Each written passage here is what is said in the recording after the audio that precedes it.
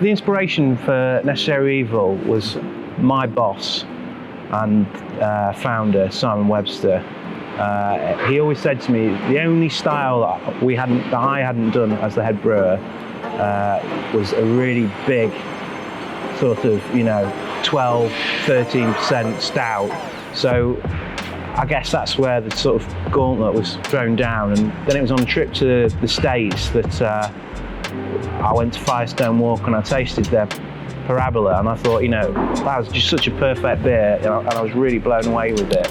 And I thought if we could get anywhere close to that, I would have, we would have really conquered that style. So we did our research, chatted with Matt Brindleson quite a bit, and a few other breweries that, brewmasters that brewed similar beers to that style in the States.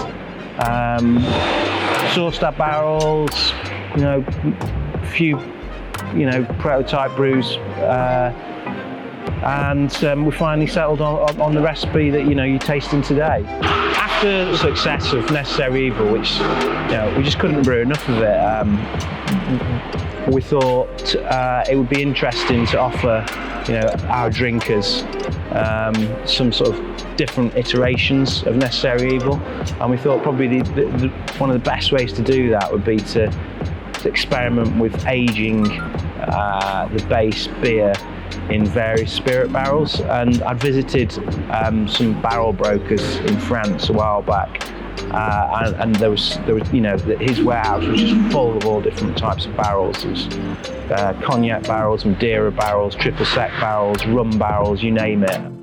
But by aging the base beer in there, it would definitely give the drinker an experience of a different type of Necessary Evil. It would be relatively subtle, but certainly different in each case.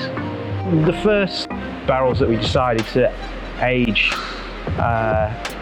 Necessary Evil in after bourbon was cognac. Now the reason I selected cognac was because we were brewing a beer, a collaboration beer with Firestone Walker, and I went to see a barrel broker with Matt Brindleson, and we thought, for that beer, which ended up being Miller's Ruin, we were going to brew a strong brown ale and age it in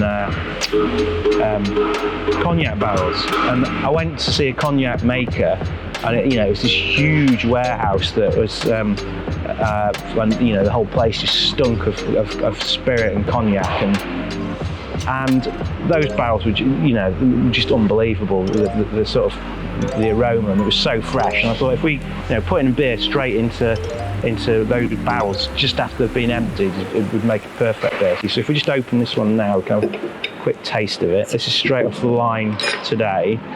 So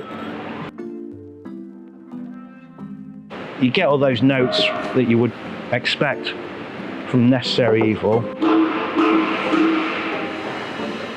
What also bursts right out of that glass to me is the cognac, which is, I think in vanilla, figs, leather, it's definitely a different beer in there.